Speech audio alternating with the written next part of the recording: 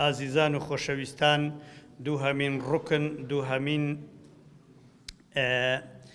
ڕوکن لە ئەرکانەکانی ئیمان بوونە باوەڕبوونە بە فریشتەکان، دووهەمین بنچینە لە بنچینەکانی باوەڕ. ئیمان هەبوون بە فریشتەکان تەوان مەلایکەتانی خوای گەورە دەزانن نەنێرن نمێن، و هەروەها تەعام و شەرابیان نییە، خواردن و خواردنەوەیان ذکری خوای گەورەیە، نیکاح و زەواجیان نییە، ژنهێنان و شوکردن و ئەوانیان نییە، لەبەرەوەی نەنێرن نمێنە. و هەندێک صفەتی عەجائیبیان هەیە مەلایکەتانی خوای گەورە، تەشەکل ئەتوانن خۆ بینە سەر شکلی ئینسان و خوای گەورە قودرەتەی دانێ بێنە سەر شکلی ئینسانن، بێنە سەر شکلی شتی دیکە، و هەروەها زۆر سەریعن لە ئیش و کارەکانیان، و هەروەها عیلمیان هەیە و مناقەشەیەکن لە بینی خۆیان، وەک پێغەمبەر فەرمووی صلی الله عليه وسلم حەزرەتی جبرائیل بەمنی فەرمووی یا رسول الله صلی الله عليه وسلم ئەزانی مەلای ئەعلا مەلایکەتەکانی هەرە سەرەوە باسی چیان دەکرد، مناقەشیانەکرد، قسەیانەکردن. گوتم باسی چیانەکرد؟ فەرمی باسی دەرەجات و کەفاراتیانەکرد. کەفارات یعنی هەم موسیبەتێک بەسەر ئینسانی بێ بزانین ئەو موسیبەتە بوویتە کەفارەت لە بۆ ئەو کەسەی یان گوناهی نینە و ڕەفعی دەرەجاتی پێ ئەبی، وهاکەذا. فائدەی زانینی باوەڕبوون بە مەلایکەتان چی ئیستیفادەیەکی هەیە؟ طبعا هەر چەندی ئینسان عیلم و معلوماتی لەبارەی شتەکانی ناو قورئانی هەبی ئیمانی زیاترە بی، و هەروەها مرتاحترە بی، و هەروەها تام زیاتر لە قورئانی پیرۆزەکە. طبعا لە یەکەم لاپەڕی قورئانی خوای گەورە فەرمی ئەلیف لام میم ذلک الکتاب لا ڕیب فیه هدى للمتقین الذین يؤمنون بالغیب ويقيمون الصلاة. لكم لا بري القرآن خواهي يقول فرمي على بداية سورة البقرة فرمي أواني إيمان واوريان بغيب هي أوانا إيمان داري تور أو قرآن ريبشان دار لبوك صاني يكم شد إيمان بغيب هي، يعني سغيب أو غيبياتاني كخواهي يقول أشكراي نكردين مثلا خواهي يقول غيبا ملائكتان غيبا قيامة غيبا أوانا لما ديارنينا ئەگە باوڕت بەوانە هەبی ئەو دیارە دەلالتە لەسەرەوەی قورئان ڕێگە بە تو پیشان ئەدە و ئەتوش ئیستیفادە لە قورئانێکی و ڕێپیشاندەرە لە بۆ تو. مەسکەن و شوێنی مەلایکەتەکان لە هەموو شوێنە ئەژین، بەڵام چاکترین جێگان بە زۆری ئەهلی ئاسمانن مەلایکەتەکان، لەبەرەوەی کە پێغەمبەر فەرمی صلی الله عليه وسلم دا ئەبەزنها قورئان فەرمی تەنەزەل المەلائکەة، يعني تتنزل المەلائکەة، مەلایکەت نازڵە بن، جێگەی مەلایکەتان ئاسمانە. هەر ئێستا لێرە دانیشتنی ئێمە ئێستا مەلایکەت مەوجودن، مادەم مەلایکەت مەوجودن 100% هەر یەکی دوو مەلایکەتی تێگەدان، هەر کەسێک باوەڕی وانە بێ هەر کافرش بێ والعیاذ بالله. وما اجتمع قوم في بيت من بيوت الله يتلون كتاب الله ويتدارسونه بينهم إلا نزلت عليهم السكينة وغشتهم الرحمة وحفتهم الملائكة. لهر جيجا شي خلقك دابنشي باسي ديني خواي جورا بكنوا مدحي خواي جورا وبيغمبر بكن صلى الله عليه وسلم يتر ملائكة تاني خواي جورا دوري على لدن خواي جورا سكينة تدل آرامي بسر أو مزلي سيدا أرجاني وهروها رحمتي خواش وكباراني بسر داباري خواي جورا لوان من دابني عنا. هم روجان الجمعة بيغمبر صلى الله عليه وسلم لصحيحين ده هردو حديثا لصحيحين أفرمي إذا كان يوم الجمعة كان بيغمبر فرمي صلى الله عليه وسلم كان على كل باب من أبواب المسجد ملائكة درجة هم مزجوت كان ملائكته يكتبون الأول فالأول يكم كزدت مزجوت نعيد نسندوم دي نعيد نسند. فإذا جلس الإمام كإمام هذا السر من بري طووا الصحف أفرمي سزلك إخوان بيو ددن ها وجاءوا يستمعون الذكرى وجل ما مستعد ذكر الملائكة كان، يعني لباش أو ملاتو سر من بري ما مستحات جوري تو سر من بري ما مستحات دانش يتر ملائكة نايو خلشينانو سنواني دينا مزقفتي لو جمعي ذات خوابراني برزو خوشيست ناوتنا نسري لزمني أواني كتسوي خطبي هديت خطبي لو دكي يكرة 2 دقيقة 3 دقيقة زوتر برو 5 دقيقة زوتر برو كرة 2 دقيقة زوتر برو أتو خطبك هر دكي لو 2 دقيقة إيش تمايتي 5 دقيقة ما 4 دقيقة ما 6 دقيقة ما يكرة كاك دواء خطبك دروا حفتي يكروجا ترازوي إيماني هر كسيشي بتي تراز وقتان بيددم إيماني خلشي بيبچشن ترازوي إيماني خلشي بيزنيجا كان الروجي ترازوشي حفتانة تام دمي بزام حفتانة إيماني خلصنا تماشي زمعة كذا كان جدتي وكان جدت دريت صدقة ترازوشي 12 مانگ تام دمي مانج رمضان ترازوشي عمر تان بدمي إيماني خلشي بيبچشن حد مالي خواي يورا أجر لو ترازوانا لبرزكان بو إنسانا لو كساني كوا ميزاني ثقيلة إن شاء الله تعالى ميزاني خير وخيراتي ذا خوش يستنى برزانم قرآن وصف ملائكة فرمي بأيدي سفرة ملائكة سفيري خواي جوران دين لبو سرزوي كرام بررة أخلاق زوانا اشتتاك أكن یەک لە صفەتەکانیان حیا مەلایکەت زۆر بە شەرمن. پێغەمبەر فەرمی صلی الله علیه وسلم ئەلا ئەستەحی من رجل تستحی منه الملائکە، شەرم لە عوسمان نەکەم کە مەلایکەتانی خوا شەرم لە عوسمانەکەن. یعنی مەلایکەت شەرم لە ئینسانێکن. سبحان الله، لە ئینسانە بە شەرمەکان، مەلایکەتانی خوای گەورە شەرم لەو ئینسانەکەن. ئینسان کە بە شەرم بوو، کە بە حیا بوو، بە ویقار بوو، خەڵکش شەرمی لێ دەکات، بەس نییە مەلایکەتانی خوای گەورە شەرم لەو ئینسانە بکەن. حتا لە حەدیثی دیکەدا هاتووە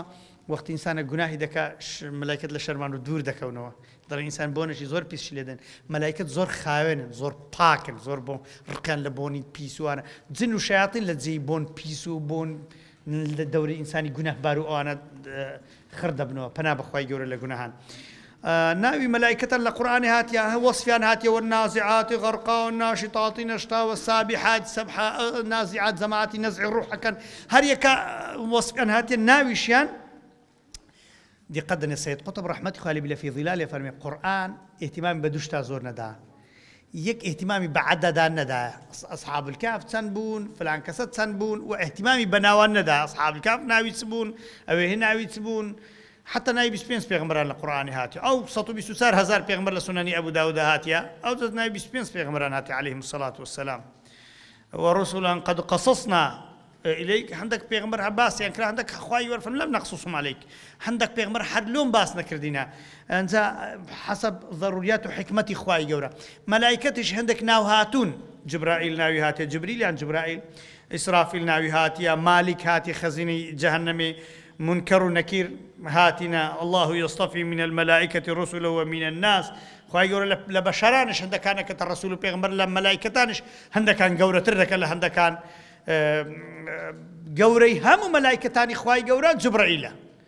وحی لە بۆ هەموو پێغەمبەران هینا. سبحان الله یا رب. لێش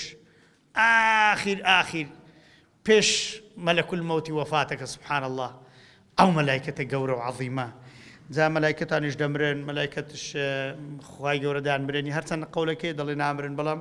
ملائكتانش كل من عليها فان. جمهور فرمي ويبقى وجه ربك ذو الجلال والإكرام. تنهى واحد الأحد مني كسنا مني يسأله من في السماوات ومن في الأرض كل يوم هو في شأن فبأي آلاء ربكما تكذبان سنفرغ لكم أيها الثقلان فبأي آلاء ربكما تكذبان. ملائكة باليان هي ولي أجنحة مثنى وثلاث ورباع، سيبال وسار بال ودو باليان هن چند الملائكة إخوائي يورا. شير زاني ملائكة إخوائي يورا چند عددكم بيولي. وما يعلم جنود ربك إلا هو. تنها خدا دزاني جندي كاني تنزورن. جا جندي هر ملائكة نينا زاري ويه پیشکک دبيت جندي إخوائي يورا. زاري ويه هاش تو كتسونا وجه نمرودي أو نمرودي تاك حاكم بو حكمي سر همو زوي كرديا. يك حاكم نبوه لبردستي نبي، دو حاكم ابوينا نبوخذ نصر ومن نمرود حكمي همو دنيا كده كافر بوينا، دو حاكمي دي ابوينا مسلمان بوينا حكمي همو دنيا كده پیغمبر سليمان ذو القرنين. لكاتي خو يك ملك نبو ولا ملك كسكوكا بوينا لبردستي وان دا بوينا همو شي ولايتي كسكوكا. اذن او ملكي ديغو امن خواما والعياذ بالله او نمرود يدوز مناتي پیغمبر ابراهيم شكل شتوكا كتونا جوي تو جوري دكتور شبيان ناتا دري خرش لنا مشوا دينا دايقود بشتي لسرم بدن لوي لنا لبر تاوي ليداني سري خميان داخم كان لبر داخ بيوناني خم لبر ستانكي نامشي خم لبير بسيتوا او يا خدايتو اگر بيوي كشي لنا وبا چه تحدى خواي يورب كجل جلاله ابدا. خواي يورب بشتي هان ذليل لنا وبا وهات الرزيلك دبي عظمته قوري خواد لو دار كي خدا شيء واتو شيء كاتو هسني. يا ربي خدايا اكرمنا ولا تهنا، رز ما بقدي اهانه منك يا رب، چونك اگه خوايك شي اهانه كد ما شاء الله هم مذكرم لو آيات لو حديث پیغمبر يك صلى الله عليه وسلم كبيغمبر صلى الله عليه وسلم اگر خواي قوري بيويك شي فضح بكا يفضحه ولو في عقر داره. لقلنس شي غرفة تاريخ كاني بش بشتوي مالي خوش شار بيتو خواي جورا ليش فضحيك حيابا دمقو باشا يا ربي كابر لجوري درقي لسخو بيو دابي قبات ها درقي كلي دا كس لجوري نيا كس نايبيني باشا كو خدا فضحيك قوربەسەری ماڵوێران هەند ئیشی خراپەکە وەختەشێتی لایڤەکاتەوە خۆی ڕوت و قوتەکە لە دنیایەوە دیارەکەی ئەو حیاتی لە ناو ژۆری خۆی ڕوت و قوت لە ناو عالەمێ بە دیارکەتیوە سبحان الله يعني ڕۆژ بە ڕۆژ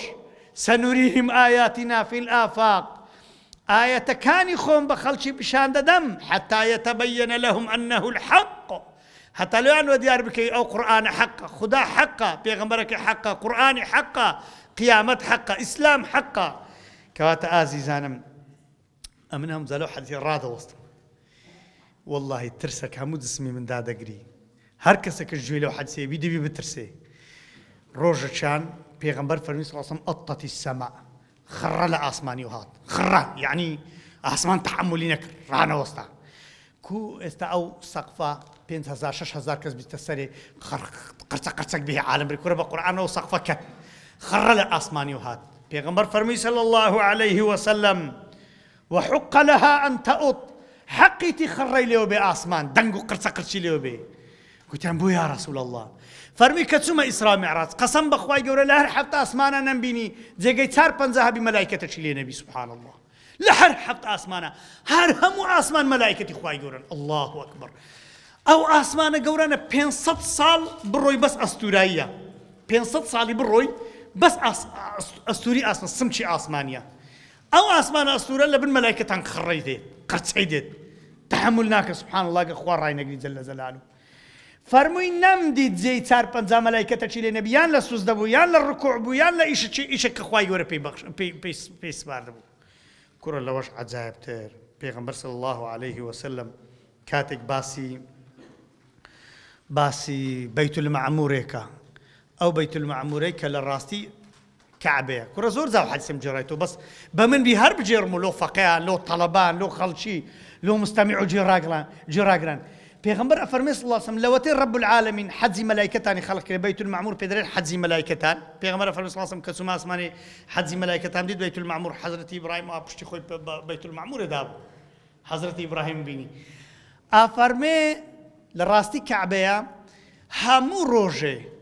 7000 ملائكتي خواي جورديت عبادتك أو شو روجي دواي أو الدرونوا 7000 كديت حتى العنيكش دوباره نبويتو سبحان الله الله أكبر كورة دبرين سبحان الله قوري لبو خوايا مال آوا لوتي خدا خلق كرديا حتى العنا همروج 7000 ملائكة هاتيا حتى استشيك ملائكة دوباره نبويتو دبيو تسنبن تحاسبك هي أولو من حسابك كورة حاسبيت كورة بس صفران داني الرقم داني وصفران داني ذا هب حياتي خو بكسش حسابنا كله إلا هو پیغمبرانش نازان الملائكتان إخوات سنزورن إلا خواي جورد زاني چندي زندي هنا هاي هوار هاش بيكش دري كور مستنو يجيب كدري نيجيناك كور خدها منتي بنيجتوا أو ملائكتانا شو روج هاي لوتي خدا خلقي كدي للسوزدي هتال عنك هدر سبحان ربي الأعلى در سبوح قدوس ربنا ورب الملائكة والروح هاتو دجمناتي ديني خواكي خداك أو خوابي كمنتي شبه نبي إيش شبه نبي محتاج أو سبحان الله أش نبي أو هم مخلوقاتي هبي قد كترين ملائكتي خواي جورا صدها 1000 مليار هزار قوتي لهم ملكة كاني سرزوي زياتنا شي هالملائكة لها ما قد كترا خدا منتي بتشيا أنقول بس تماشي أو يكنوا فكر لا هيت كما كانوا لو عقيدة وبيرو باورتان ثابت بي أتو خدايك يا ما مصطفى فرمي أتو صعب صاحبي إما زار بصاحبين كرة الدولة مندك دستا بازار هيت بارشوين أو دكان دري فرمو أو يتكدري فرمو لو بس لوري باوكش دولة مندي أتو خدايك وها دولة مند تبي بود روزي دكي خدايك وها زنجين ودولة مند تبي كلا يعجزه شيء في الأرض ولا في السماء يكناتواني بشي بيخي لأرزو لأسمانا همو هر لبردستي ويا أتو بولك سيش كده باري وفي السماء رزقكم وما توعدون لأسمانا والرزق تلبودي وبرايتوها لأسمانا وأزلي تديارك لشيدة ترسيتو خالد مشعلي مسؤولي مكتبي السياسي حزب حماس يا ربي خوابيان باريسي ليان برسي باشا عبد العزيز الزرنتيسي ومهندس عبد العزيز الزرنتيسي هزار رحمتي لي بخواب الشهيد قبول كوخوا وشهادة أنا بقسمة إما بكا كاغتيال كرا باش باش أو بياو قوري ناوتيا الذي على كرسيه المتحرك وزلزل أقدام الصهاينة بسري شكرت زمعاتشي دانا بإذن إخوي حتى إستاش هم قوي عالم لدوران خربوينوا لأكناف بيت مقدس سوشان دانا داوا 583 كيلومتر مساحة دولتو كيتيان كغزية برامبر أو قوة قوري راوستاونو برامبر إسرائيل يكم قوة دنيا راوستاون روسيا وأمريكا وهم دنيا شان لبشتا أون دنا فروك كدولة كان 583 كيلومتر سندا ها بس سليماني مساحة سليماني 11000 كيلومتر مربع تسلوان زيادة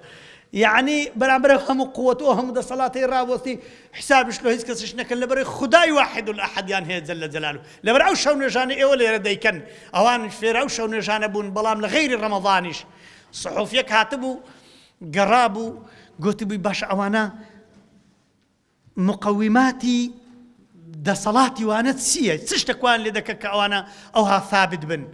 قلت بي يكش قد ورا ساعتي الشيء بردي مزقوتي دبيني وشي ليلة القدر عالم ساعتي الشيء لغزي ديتو مزقوتي شو نجاك اللي دوما وسط قلت بك أبيا جواهري بكردان ضلي بابام بل شعب دعائمه الجماجم والدم يتحطم الدنيا ولا يتحطم شعبك قوتك ده صلاتك بشتي بخوا بس تبي جمجمي سر كلاني بكري جوي نبي دنيا هم خراب دبي او دنيا هيتي لناتي او سبحان الذي اسرى بعبده ليلا من المسجد الحرام الى المسجد الاقصى الذي باركنا حوله خوا بركه يخست الدوري خوا جل جلاله بركه يخست الدوري اكناف بيت المقدس بيغمر فرنس صلى الله عليه وسلم هر اوانش لو ندوا بيت المقدس رزقاركن خوا يقرب ما كت اداتي قدري خلو بعزت بني او دين يا رب العالمين عزيزانم خدايك صاحبي وملائكتان أجل خالد مشعليان برسي ناترسي اغتيالت كان بيكني تماشي قوتي قلت رب العالمين القرآن فرمي لكل أجل كتاب لكل أجل كتاب هم أجلك نسرا وش اللي بنسرا هندا دبي هندا بمري هم لو بترسم أم نسرا كنجي دمرم خالد مشعل قوتي أم نسرا كنجي دمرم لو بترسم عزيزانم أجل أزان كوا تماشي أنا سمرش شاوا أجل نسرا دخو أنا سيد دمو يا نادمو حتى أو هناسش نسرا أو هناسي لا ساعات سدا ده تشيش كساعات دو حف دقي 12 ثانية أهم هذا كم نسرا دخوا أجمع ثانية سيزدم هناسي بدمو يا ناقمي يعني هناسة كش نسرا بس هالشيشانهم لو ما ين هناسة دانو كشملو هي زاب قربان كسك ذاتك جل جلاله كسيش بكرهاتي لو خواي يقول ذاتك أو ينسيبي أملا ترسم بخاطري أو خداي خوايا دين وإيمان وعقيدة وبيلو باورمان بقوتك يا رب العالمين عزيزانم أو تهديدي على أبو يوسف طلبي إمام أبو حنيفة كل حد زاجي قلت يتكجم قلت يقبل زاني بعد زلم بدست ولا ميجا توما برستي لباتي خواي أو كسيدري دت كجم بريباشا إذا قلت خواي بمملوت ونا برست كراتو تسيخ كشني من بدست بي هجا خوا أزلي من ندى بينك أتو أجدادي تو هم قوتي تو هستينات واني ناتواني قد كترين زرر شمبيب جيني ذا عزيزان خوشويستانم پیغمبر افرمي صلى الله عليه وسلم دو زارا يعني خال القرآن جل جلاله فرمي خواي جورا جبرائيل وكو خوي بشاني پیغمبري مدى صلى الله عليه وسلم 600 بالي بيو پیغمبر فرمي صلى الله عليه وسلم جبرائيل مديد 600 بالي بيو پیغمبر صلى الله عليه وسلم هاتا ماشي حضرت جبرائيل كر بيلا عردي بون سريهن لآسمان بو أو آسو دنيا راس تاريخ بو 600 بالي بون هند جورب حضرت جبرائيل پیغمبر صلى الله عليه وسلم أو زاري حضرت جبرائيل دو زاركش لإسراء معراج زي ديتي دو زاري حضرت جبرائيل وكخوي ديتيا هند جورن أو ملائكتان بس تماشي جوري ملائكتانك پیغمبر صلى الله عليه وسلم يؤتى بجهنم جهنم يدين لروج قامتين لها 70,000 زمام 7,000 لغاوي بيوي 7,000 كندرية بيوي حبل مع كل زمام هر حبل شي هر قلابة شي جهنمي كحبل شي بيوي ها مع كل زمام 70,000 ملك قالوا حساب كان 7,000 ملائكة قرتيتي حسابهم كرت 4 مليار و900 هزار ملائكة إخوة يورد جهنمي قرتيا شنو عملائكة أو ملائكتاني بيغمبر فرمي صلى الله عليه وسلم أذن لي إذن دام إذن درايما أن أحدث عن ملك باسي ملائكتك تلوكم من ملائكة الله لو ملائكتاني حملي عرش خواي قورا إنما بين الشحمة أذنه أقل سرشوي إنساني خبرك نسرشوي إنساني أو نرموكاتي جوي إنساني إلى عاتقها تسرشاني هوندا تسندا ممكنة إيمن يستا ممكنة حافظة 10 سنتيم 20 سنتيم كس قردني 20 سنتيم مثلا أو 20 سنتيم أزاني ملائكة سنبو بيغمبر فرمي صلى الله عليه وسلم مسيرة 700 عام 700 صالي سواري أصبي بكيف خو غاردا ليري ملائكة شدقات إيراني 700 صالي أو ملائكة هنا أفرمي وقتی ملائكتان دين عرشی خوای گەورە دابرێن خەڵک هەن بێزار بۆ 50,000 ساڵ لە 50 مووقیفی هەر کەسێک ڕاوەستا 1000 ساری لێرە کچۆکێک دەجوولی 1000 ساری دیکە 1000 ساری دیکە لە ئاەتێک فەرمی 1000 سال لە ئازیشە فەرمی 50,000 سال چۆن جەمع لە بینی دوو ئاەتانەکەی ئینسان لە 50 مووقیفی ڕاوەستی لە ڕۆژی قیامەتێ 50,000 ساری لە مەیدانی قیامەتێ ڕاوەستاوی لو كدتسي محكمة خواي جور هشت خواي جور محكمة دسبينا كده طبعا باش شفاعة محمد المصطفى صلى الله عليه وسلم ده صلوات الله سيدنا اللهم صل على محمد وعلى محمد كشفاعتك بيغمر صلى الله عليه وسلم وشفاعتي هري قلت له بو الروجي رب العالمين دز بحسابك ملائكة بداية دين عرش خواي جور دين أو ملائكة أنا وش دين أخواري خرج تماش عندك خرج لي أنا برسي أفيكم ربنا أو أنقول شيء خدا إكاكات ملائكتي اللي رهتا حفصة صار ربي دبي كابرا اللي تيك بس عجائبني وارن أو أنقول شيء خدا شا خواي جورا دنا وش هذا كورا درين أمام ملائكتي نوسمن هيش تا خواي جورا ما يتجلى بك هيش تا عرش خواي جورا ودادرين خواي رب العالمين ديت تشريف ديني تجلى كلبو محكمة بشر أي هاوار زهرك خواي جورا هات راب وسط قرب بصر بيغمبري خواي حضرة عيسى بس خواي جورا بيفرمي عيسى أتوب قومي خود قوتي أتو داكاتو ببرستن كخواي جورج دزاني حضرة عيسى وين قوتي حضرة عيسى دزاني كوين قوتي بس لا ترسي يك برسي خواي جورا أو سيسطو شيز جاني قلبي هم لنا يقدينا دري سبحان الله وشي هويري بس يك داك بيغمبر عيسى أو فرمي سبحانك يكسرك يتخواري هراس كتون بيغمبر أفرمي صلى الله عليه وسلم حضرة زبرائيل كل حلسي البالي بعردي ونسا إذا خواي جورا راد بقري وبري عبدي من لو أو شتكرت بيغمبر فرمي صلى الله عليه وسلم فلانشتا حسابي لسرا بس عذابي لسنيا دايك عايشة فرمي زتي يا رسول الله با حسابي لسربي بيغمبر صلى الله عليه وسلم تماشي دايك عايشة فرمي عائشة من حوسب فقد عذب أو حسابي دقكرا خواي جوري لي برسي جورتين عذاب خواليد ببرسي يوم يقوم الناس لرب العالمين برامبر خواي جورة جل جلال راب وسط كرة وصور جوريا يا ربي خوار رامان نقري لبرام برخد له هرش حسابك يا رب العالمين إما لو طاقة تمانية خواب بحسابي بسنة باشت يا رب العالمين ملائكتان هي ما يلفظ من قول إلا لديه رقيب عتيد إيوا هي قصي إنساني دنوسي هرقسك لديه دربسي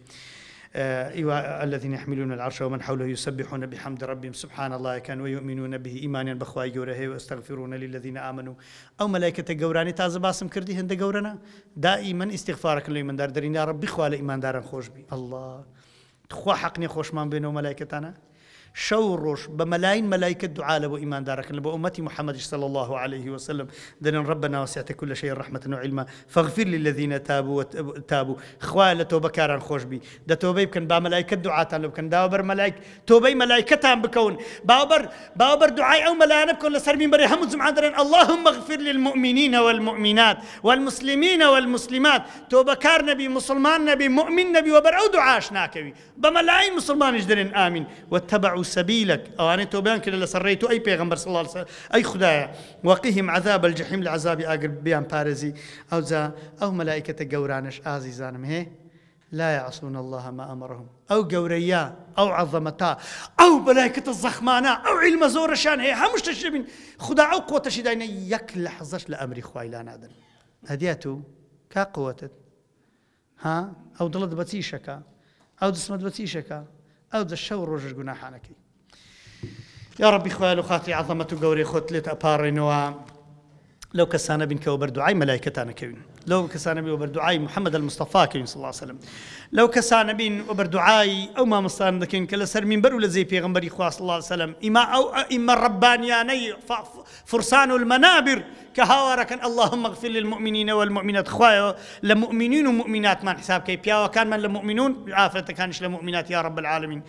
يا ربي خدايا لو كاتو شوێنە مبارەکە لێت ئەپارڕێن و خۆیان سەڵات و سەلامی بێژمار بڕێژی بۆ سەر جانی پاچی محەممەد المستەفا صلی الله عليه وسلم. یا ربی خدا ئەوەی دوعایەکی هەیە، ئەوەی مرادەکی هەیە،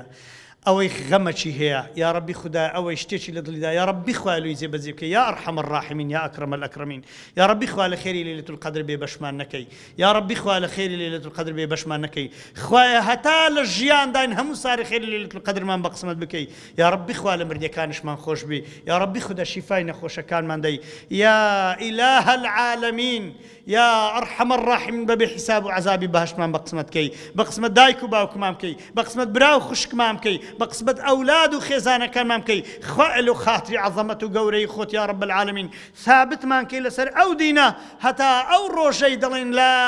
إله إلا الله محمد رسول الله بە شەهید یەگەڕێن و لای تۆ یا رب العالمین. یا ربی خدایە لە خاتری عەظەمەت و گەورەی خۆت یا ئەرحەم الراحمین، یا ئەکرەم الئەکرەمین لێت ئەپارێن و ڕزقی حەڵاڵمان بە قسمت بکەی. يا ربي خدايا أو دعاء لبو دعاء لبارك دعاء القرآن دلين ربنا آتنا في الدنيا حسنة وفي الآخرة حسنة وقنا عذاب النار ربنا اغفر لنا ولإخواننا الذين سبقونا بالإيمان ولا تجعل في قلوبنا غلا للذين آمنوا ربنا إنك رؤوف رحيم ربنا لا تؤاخذنا إن نسينا وأخطأنا ربنا ولا تحمل علينا إصرا كما حملته على الذين من قبلنا ربنا ولا تحملنا ما لا طاقة لنا به واعف عنا واغفر لنا وارحمنا أنت مولانا فانصرنا على القوم الكافرين آمين. أشهد أن لا إله إلا الله وأشهد أن محمد رسول الله وصلى الله على سيدنا محمد الحمد لله رب العالمين سبحانك اللهم وبحمدك أشهد أن لا إله إلا أنت نستغفرك ونتوب إليك.